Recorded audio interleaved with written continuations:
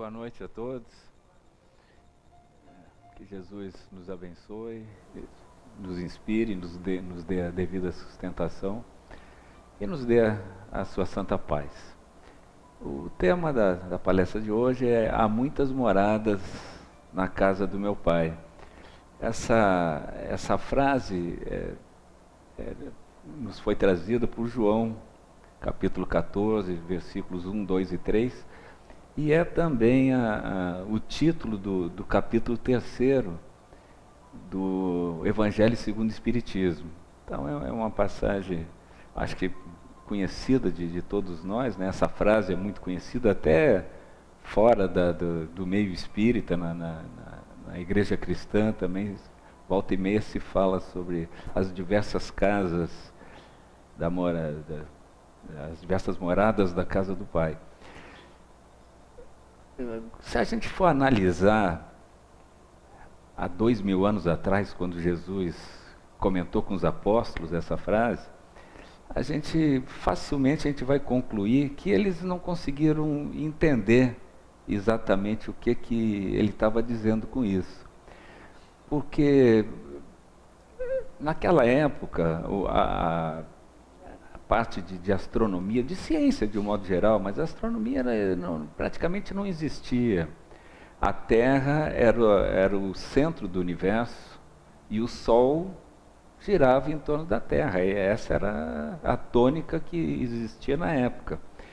E para eles isso era uma coisa tão lógica, porque eles viam o Sol nascendo. Aqui no Brasil, por exemplo, o Sol nasce no leste, nasce em cima do mar. E naquela época, bom, não interessa, o Sol nascia no mesmo local todos os dias e passava o dia inteiro se movimentando. Ao meio-dia o Sol está a pino, se põe no lado oposto, né, no entardecer. Então não tinha dúvida, o Sol roda em volta da Terra, não tinha outro pensamento que eles poderiam ter que não fosse esse. Era uma coisa tão lógica. E é interessante que essa teoria do Sol girar em torno da Terra é de Ptolomeu, é um grego, um astrônomo, e que ele viveu depois de Jesus. Ele nasceu no ano 90 da era cristã, desencarnou no ano de 168. Quer dizer, então na época de Jesus, nem essa teoria que está totalmente ultrapassada hoje em dia, nem essa existia. Então o pessoal era muito atrasado mesmo. E era tão lógica essa tese dele, que durou cerca de 1500 anos. O geocentrismo, né, que o Ptolomeu trouxe, quer dizer, a Terra no centro, permaneceu aí até, foi logo depois de Jesus, ano 90, por aí, que ele nasceu, deve ter feito isso lá pelo ano 110, 120, por aí. Mas isso perdurou passou toda a Idade Média, o fim da Idade Antiga, toda a Idade Média, e só em torno de 1500 que Nicolau Copérnico, que era um polonês, era um padre, um religioso, que derrubou o geocentrismo e trouxe o heliocentrismo, que é o Sol, né, como no centro do universo, e a Terra é que giraria em torno do Sol. Mas Copérnico, ele não foi incisivo nisso, porque na época a Inquisição era muito forte ainda, e ele não poderia ficar, ainda mais como padre, ele era religioso da igreja, né, ele não poderia estar falando certas coisas que fossem contra os interesses da igreja. E esse era contrário ao interesse da igreja, porque se a Terra é o centro e o Sol gira em volta, a Terra é muito importante, ela é o centro do universo. Mas se ela gira em torno do Sol, ela já não tem mais essa importância toda, ela passa a ser meio que uma coadjuvante, né, nesse sistema aí, ela está girando em volta. Então, para a igreja não era bom que a Terra diminuísse o status dela aí. Então, o que ele dizia, o Copérnico? Que ele não dizia que era assim, ele dava a entender, ele dizia, olha, é possível que não seja não seja o Sol que gira em torno da Terra, pode ser que seja a Terra. Então ele era bem assim, muito suave, muito sutil nas afirmações dele. Tanto que ele não teve problema com a Inquisição. Ele se deu sorte, quer dizer, sorte em termos, né? Ele desencarnou antes do livro que ele escreveu ser lançado. Mas no próprio livro, quando foi lançado depois do desencarne dele, foram retiradas algumas coisas ali que não interessavam para a igreja. Mas o importante é que ele soube conduzir o processo todo dessa maneira, sem se complicar com a Inquisição. E, por outro lado, também continuou, de certa forma, o geocentrismo vigorando como a verdade, e tinha uma outra teoria que, supostamente, o Sol seria o centro e a Terra giraria em volta, mas não ficou muito claro isso. Ele trouxe essa nova teoria, mas ficou assim, tipo, está em estudos ainda. Aí passaram-se mais ou menos 100 anos, quando veio Galileu, que também era adepto do heliocentrismo, e Galileu, sim, esse era incisivo nas afirmações. Ele dizia, não, a Terra gira em torno do Sol, não tenho dúvida nenhuma disso. E ele, por causa disso, ele teve problemas sérios, né, com o Tribunal do Santo Ofício, que era, como era chamado, aquele tribunal que julgava as pessoas contrárias à igreja. E ele era amigo do Papa, muito amigo do Papa, e por sorte dele, né, por conta disso, acabou o Papa, quando viu que a coisa estava ficando complicada, porque ele continuava insistindo que era assim, queria impor essa ideia, que já tinha mais ou menos, já tinha uns 100 anos mais ou menos, ele veio uns 100 depois de Copérnico. Aí ele veio para dizer que era assim que tinha que ser considerado o heliocentrismo como verdadeiro. Aí quando o Papa, que era amigo dele, sentiu que a igreja ia tomar alguma providência, chamou o Galileu Galilei e disse para ele, você vai ter problema sério, você vai acabar indo para a fogueira, e nem eu, como Papa, vou conseguir resolver o teu problema, porque você está insistindo numa coisa aí que você sabe que a igreja é contrária a isso, mas você não quer abrir mão dessa ideia. E aí aí ele sugeriu ao Galileu que voltasse atrás, que dissesse que tinha se enganado, que não era bem assim, e que aí ele, Papa, nesse caso, poderia ajudar o Galileu, se ele fizesse isso. E foi o que aconteceu. O Galileu, quando foi chamado lá no tribunal, ele negou tudo que dizia, porque senão ia ser queimado. Ia ser queimado vivo, como era a praxe naquela época, né? A Inquisição era terrível, principalmente em alguns países, pior ainda, na Espanha, por exemplo, a Inquisição era uma coisa terrível. Aí ele negou tudo, para encurtar a história, negou, disse que tinha se enganado, que realmente a Terra era o Sol que girava em torno dela, e aí foi absolvido. Dizem que as mais línguas, que ele, na saída do tribunal, perguntaram, o pessoal ali daquela imprensa da época, né, perguntou, e aí, como é que foi e tal. Aí ele teria dito, não, realmente eu me enganei, mas aí meio de canto, assim, de boca, ele teria dito, mas que a Terra se movimenta, se movimenta. Foi Epur se muove, a frase, uma frase até bem conhecida, aí, dita por Galileu na saída do tribunal. E ele acabou se dando bem, já estava com 80 e poucos anos nessas alturas, e não aconteceu nada para ele. Mas vejam bem, isso aí já estamos em 1600 e pouco. E ainda não foi aí que o heliocentrismo passou a entrar em vigor, porque ele negou. Então foram mais de 1500 anos com aquela ideia do Sol girando em torno da Terra. E os apóstolos, então, eles com essa ideia, quando Jesus falou, há muitas moradas na casa do meu Pai, o que eles devem ter pensado? Deus, que era o Pai, né, morava no céu, isso é o que se supunha. E o céu é aqui em cima, era na Terra, em cima da Terra, do planeta.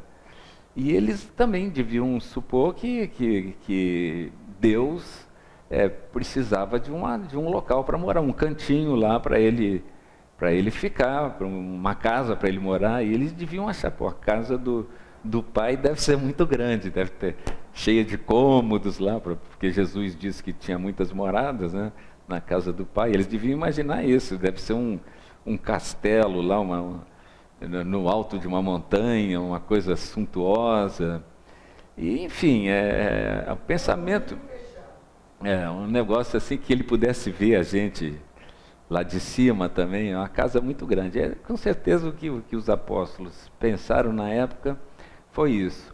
E a concepção que eles tinham de Deus também era muito diferente da nossa, principalmente da doutrina espírita, né? Deus para eles, com certeza, era uma pessoa, né?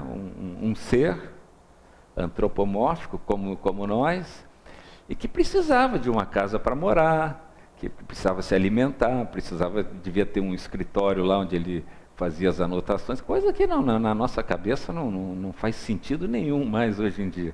Mas eles deviam pensar isso de Deus.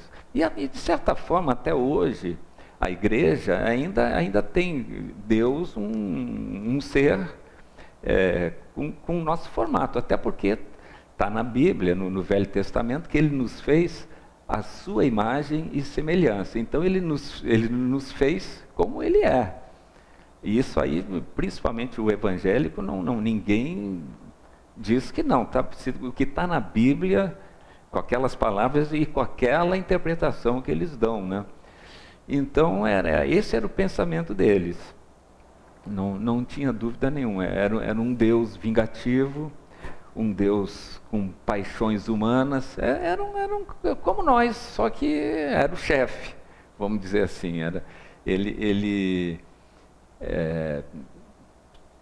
se vingava das pessoas que faziam mal aqui na terra. Ele mandava matar, era impiedoso, e até Jesus, ou seja, na época mais antiga de Moisés, precisava que Deus fosse assim, fosse linha dura, um general, um rei muito impiedoso, vingativo, para poder botar aquela turma muito primitiva, né? Botar nos eixos aquele pessoal lá. Então esse era o pensamento, era essa a concepção que eles tinham de Deus, bem diferente da nossa hoje em dia. Hoje você pega aqui esse capítulo do Evangelho segundo o Espiritismo, capítulo 3º, a primeira frase que aparece aí nesse capítulo é a seguinte: a casa do Pai é o universo. Ou seja, muda tudo. Ele não mora mais num local físico, num cantinho lá, num castelo que seja. Não, a casa dele é o universo. É a primeira frase aí do capítulo 3º do Evangelho segundo o Espiritismo. Então é Kardec dizendo que ele mora aonde? No universo. Então, claro que nós também temos na nossa cabeça que alguém, que Deus ou quem quer que seja, precisa de um local para ficar, porque para nós é assim. Então a gente não entende alguém morando no universo, né? É muito difícil para a gente entender esse tipo de coisa, mas é assim que nós temos que entender Deus, uma inteligência suprema, causa primária de todas as coisas. E basta. Agora, como não é, onde mora, a gente tem que entender que é alguma coisa tão grandiosa que a gente não entende, mas que consegue estar em consegue estar no universo, consegue morar no universo. É muito difícil a gente entender isso, mas vamos botar na cabeça que é assim, ele mora no universo, por isso ele consegue estar aqui, consegue estar lá, consegue... Como o Sol, mais ou menos, eu gosto de dar um exemplo do Sol sempre, para mostrar isso. O Sol é um só, mas ele ilumina a África e o Brasil ao mesmo tempo, a América, a Europa, está ali o Sol, uma individualidade, né, que é o Sol, mas iluminando todo mundo. Então, Deus seria mais ou menos, para a gente ter assim, para poder tentar entender alguma coisa, porque senão fica muito difícil, né, para a gente. Bem, então eles tinham essa concepção. O tempo foi passando, hoje nós temos a Terra, conforme a ciência vai avançando, essa é uma grande verdade, quanto mais a ciência avança, mais a Terra se apequena. Quanto mais você conhece a imensidão do universo, a Terra fica cada vez menor, porque né, a Terra, na verdade, ela é um planeta que faz parte do sistema solar, ela é o terceiro planeta, são 9, né, girando, até o nono aí agora foi rebaixado, não é mais planeta, mas enfim, tem o Sol e os 9 planetas, ela é o terceiro ali, não é o menor, mas também não é o maior, não tem nada é um planetinha pequenininho, que gira em torno de uma estrelinha, pequenininha também, que faz parte chamada Via Láctea, que é a nossa galáxia, que tem em média, falam em 100 bilhões de estrelas, a Via Láctea, que é a nossa galáxia. Então, e dizem também que existem de 170 a 200 bilhões de galáxias. Então a Terra é um planetinha que gira em torno de uma estrelinha, que faz parte de uma galáxia de 200 bilhões de estrelas, que cada estrela dessa é o centro de um sistema solar, que tem em volta de cada estrelinha planetas girando, e essa Via Láctea é uma galáxia que faz parte de 200 bilhões de galáxias que fazem parte do universo, que já se fala hoje em dia em multiverso.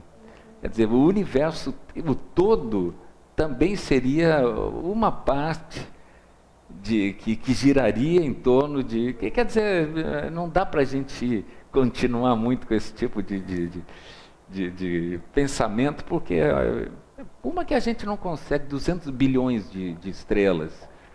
A gente, num primeiro momento, assim, a gente sabe que é muito, mas a gente não tem ideia da quantidade. Não temos, porque aqui na Terra é tudo pequeno, a gente tudo aqui mede em quilômetros, altura, largura, profundidade. E então, 200 bilhões é uma coisa impressionante, né? Então, quanto mais a ciência avança, a Terra cada vez vai ficando menor, cada vez com menos importância. E nós somos mais ou menos 7 bilhões de encarnados. Então nós somos 7 bilhões de um planetinha que gira em torno de uma... Quer dizer que cada um de nós, então, é menor ainda. Mas a gente... Isso em termos de universo. Quer dizer, a Terra seria... Estatisticamente, a Terra não existe. Porque a estatística desconsidera tudo que tende para zero em tamanho. A Terra, em relação ao universo, é tão pequeno que a estatística, nos cálculos dela, ia dizer, não, desconsidera esse planeta aqui, porque não é tão pequeno que não interfere em nada. Para nós, isso não vale. Até vale quando a gente está falando de universo e tal. Aí é uma realidade, não adianta a gente ir contra aquilo que está aí, para quem quiser estudar e ver. Então a Terra é muito pequena em relação ao universo. E o universo é enorme. Tem muitas moradas na casa do Pai. A doutrina nos diz que tem espíritos em todos os astros do universo, em todos os planetas, sóis, estrelas, tudo. É tudo habitado. Então realmente tem muita coisa, né? Então nós estamos aqui nesse planeta para nós, ele é de uma importância, é o que nós temos, é o que está à nossa disposição aí, e que nos recebe, nos acolhe, nos recebe de braços abertos, para a gente passar as nossas reencarnações aqui da melhor maneira possível. A gente tem que aproveitar o planeta para tentarmos aí fazer o que a doutrina nos ensina, que é evoluir moralmente e junto com a parte moral, a parte intelectual também. A gente tem que seguir com esses dois mais ou menos juntos. Não adianta você avançar muito num e no outro não. Mas claro que a gente tem que cuidar da parte moral. A intelectual já mais ou menos, o mundo está num nível que quase que nos obriga. A gente já com 7 anos, 6, hoje em dia com 5 anos, já os pais já estão botando as crianças que ainda não sabem de nada da vida, mas já estão indo para a escola. Então a parte intelectual já está indo naturalmente. A moral é que depende, a moral, isso é na minha visão, está um pouco atrasada em relação à parte intelectual aqui no nosso planeta. Nós tivemos a partir de 1750, com a Revolução Industrial, nós tivemos na parte tecnológica um avanço muito grande. Na parte intelectual, vamos dizer, né? Houve um crescimento muito grande, de 1750, com a revolução, dita Revolução Industrial. E a partir de 1850, então, aí o mundo deslanchou. De 1850 a 1900, nesses 50 anos aí, veio o telefone, o telégrafo, uma série de invenções importantes, o para-raio, um monte de coisa. Já mais para o fim do século veio o motor a explosão, que propiciou. Você tendo motor, fazendo um eixo girar, você faz muita coisa, né? Você faz as máquinas todas. Então, a partir daí a coisa realmente deslanchou. Aí depois no século XX, já a partir de 1900, veio o avião, e a partir de 1940 começou a vir o computador, aí então a coisa não parou mais. Bom, a partir da Revolução Industrial, essa revolução que houve na parte intelectual, me parece que está faltando a ver na parte moral. Está faltando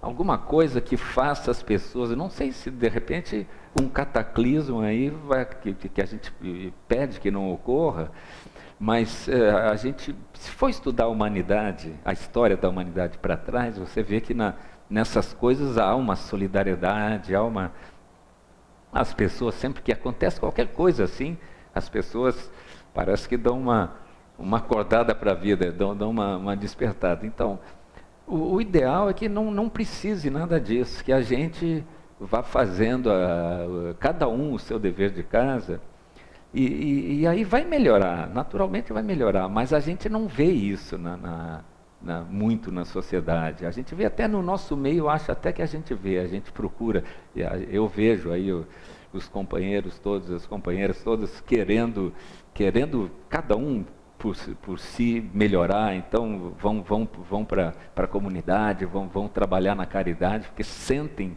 a necessidade de fazer esse tipo de coisa. Mas isso é no nosso meio, nos outros a gente e nós somos poucos, parece que a gente é em torno de 2% da população no Brasil, 2% de espíritas, não sei se é isso, talvez hoje um pouco mais, porque o movimento está crescendo, a gente percebe, né? Que está crescendo, mas tem que crescer muito mais. E as outras denominações religiosas também podem, e algumas até fazem alguns trabalhos, mas não é com essa lucidez que nós fazemos. A gente tem mais. Eu não tô querendo aqui criticar ninguém, nem dizer que nós somos melhores do que eles, absolutamente. Nós não somos, mas a gente por causa de Kardec, da codificação, não só desse livro, mas do Pentateuco todo, a gente tem um conhecimento um pouco maior do que a gente costuma chamar de a verdade. Jesus já disse lá atrás: conhecereis a verdade e ela vos libertará. A gente tem uma noção mais clara. Nós temos informação privilegiada, né? Que são a espiritualidade que volta e meia aí tem médiuns fantásticos. Chico quanta coisa Chico nos trouxe do além, né? São notícias que nos chegam do lado de lá, que nem todo mundo tem isso. Então nós temos, isso é uma informação privilegiada que nos ajuda muito. Humberto de Campos, por exemplo, um espírito que nos trouxe, quanta coisa nos trouxe. E os outros aí, Emmanuel, essa espiritualidade de luz toda. Bom, mas então, voltando lá, nós estamos encarnados no planeta Terra. Nesse capítulo 3º aí, ele fala de causa das misérias terrenas, que é aqui onde nós estamos. E ele fala também da gradação dos mundos. Eu acho que todo mundo aqui sabe as 5 gradações: mundos primitivos, provas e expiações, regeneração, que é a transição que está havendo agora de um para o outro. Depois vem os mundos ditosos ou felizes, e depois os angelicais ou celestiais ou divinais, é tudo a mesma coisa. Nós estamos de 1 a 5 no segundo ainda, né? Estamos na transição para o terceiro.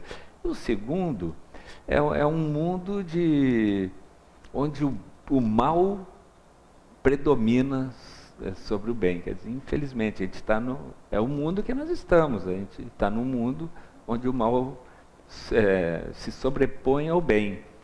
E nós estamos aqui. E se nós estamos aqui, é porque é o mundo que a gente tem que estar. Nós estamos de acordo com o mundo. Senão a gente onde merecemos estar, onde precisamos estar.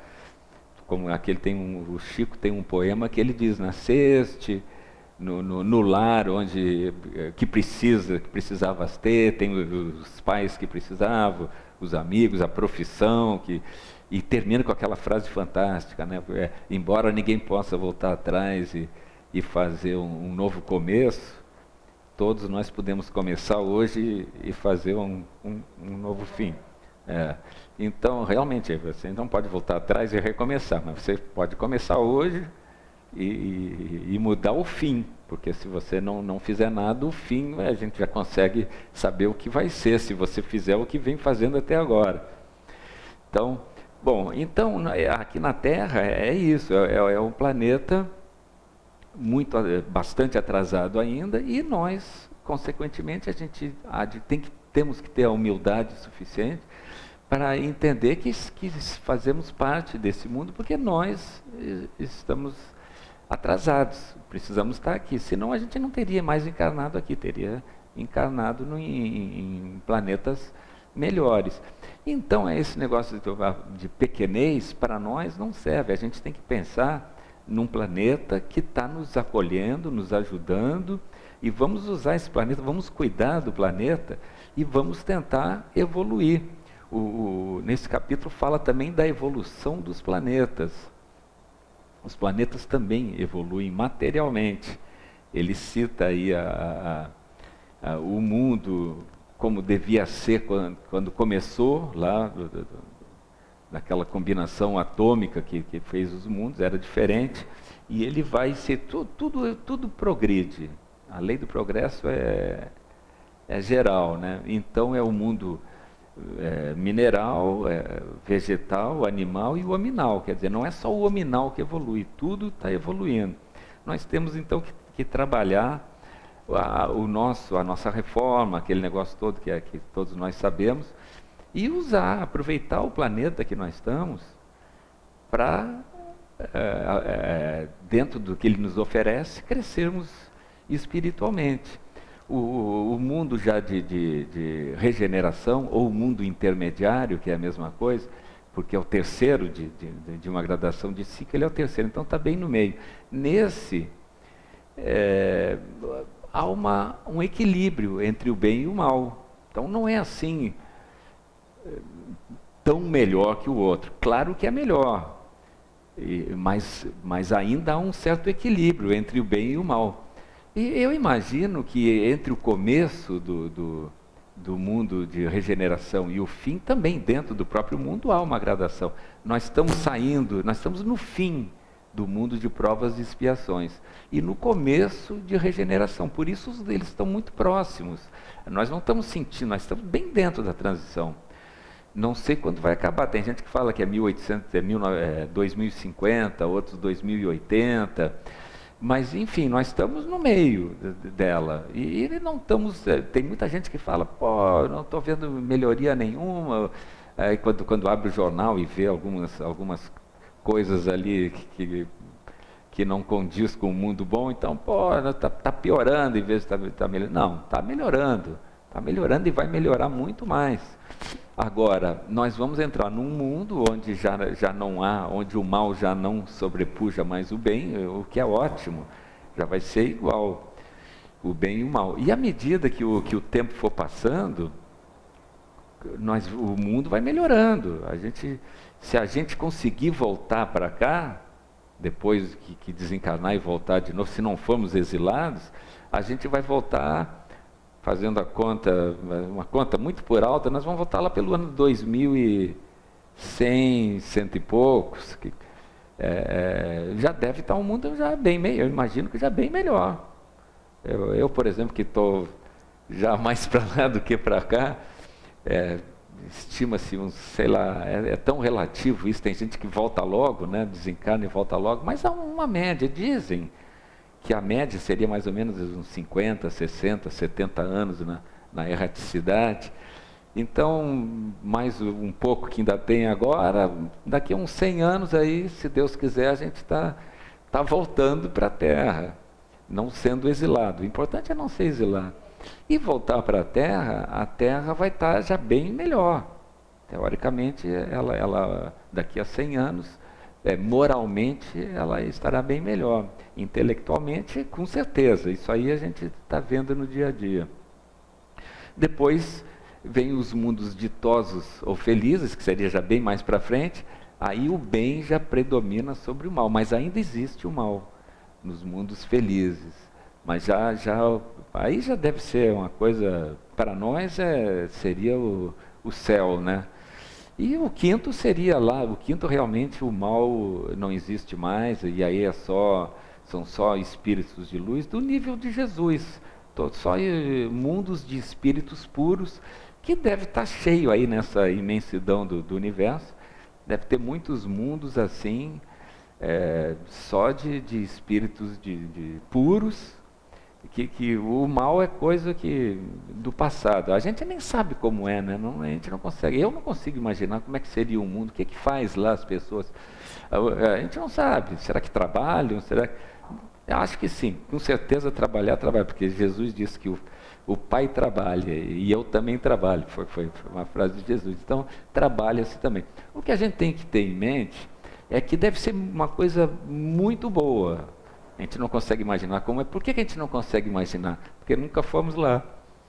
A gente consegue imaginar, isso está aqui nesse capítulo também, você consegue imaginar o inferno, sofrimento, dor, isso a gente conhece. Então é muito fácil imaginar uma coisa horrorosa para nós. Cada um tem certos medos de certas coisas, certos temores, que já passamos, já conhecemos bem. Agora, a luz, 100% não conhecemos. Então até quem diga, pô, se o céu é ficar lá o dia inteiro, eu não quero ir. Brincando, né? Tem gente que diz isso. É porque nós não conhecemos o que é o ápice da felicidade, a felicidade plena mesmo. Não conhecemos, nunca passamos lá. Mas a gente tem que ter o discernimento necessário para saber que é uma coisa, que é uma felicidade realmente plena, o auge da felicidade.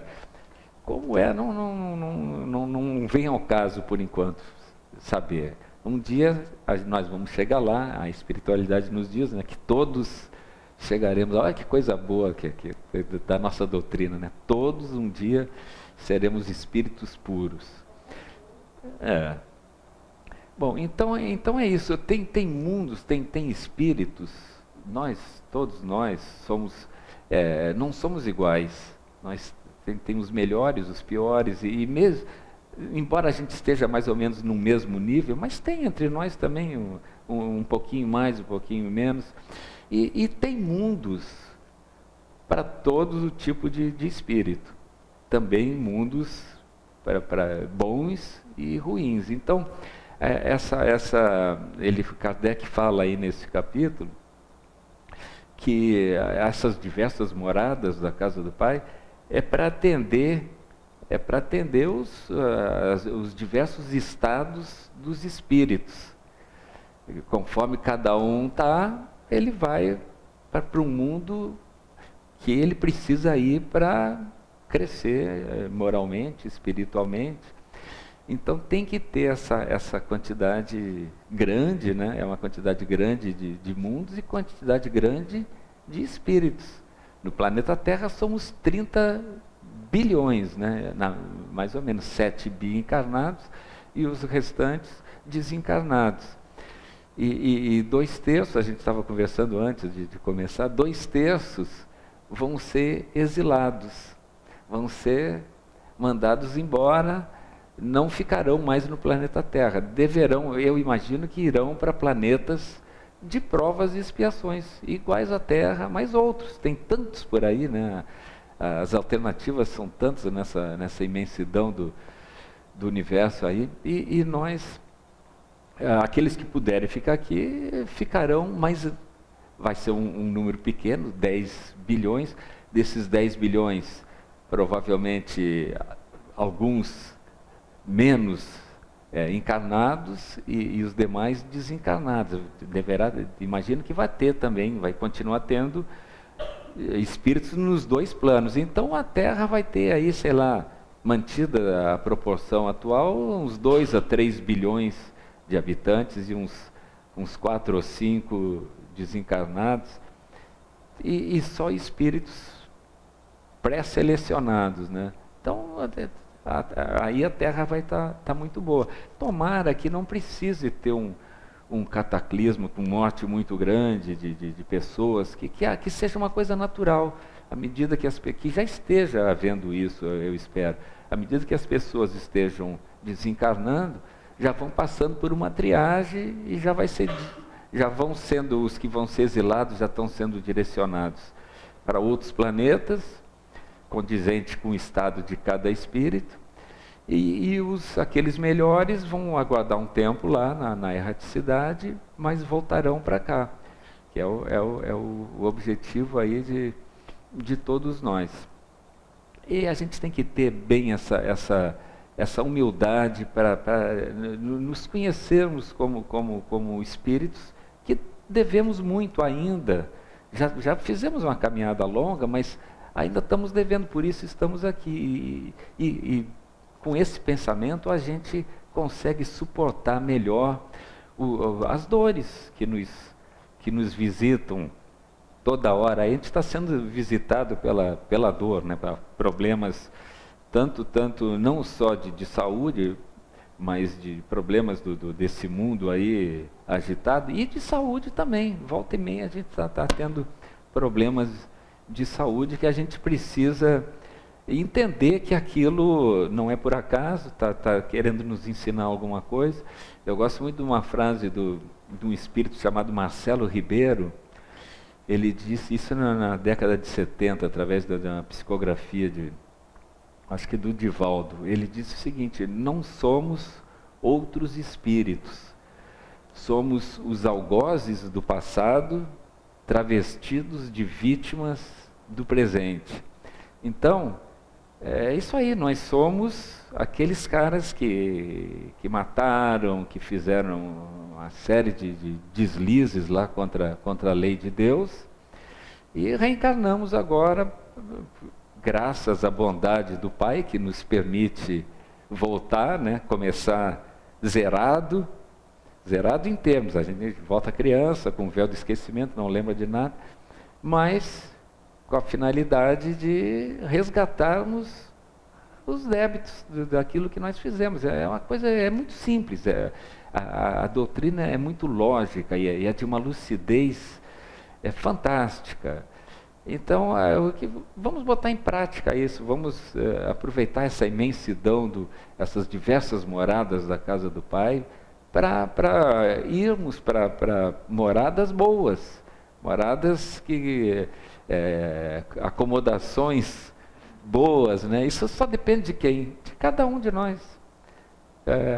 No momento, o que a gente quer? Mais quer? Ficar aqui na Terra, regenerada. Mas se tivermos que sair daqui, com toda certeza já frequentamos outros planetas por aí. Dizem que a gente já vem em torno de não sei, esses números são tão variados, né? Mas 2.500 vezes, em média, já reencarnamos já no reino hominal. Então é muita coisa. Então já vivemos aí nesses outros planetas. E hoje estamos aqui, nessa nossa caminhada aí, que pode ser mais longa ou mais curta, conforme o nosso procedimento. Então é isso, tá na hora. Eu gostaria de deixar essa mensagem aí de ânimo para todos nós. Quem está falando aqui na frente sempre parece que está falando para os outros, mas não, está falando primeiro para ele.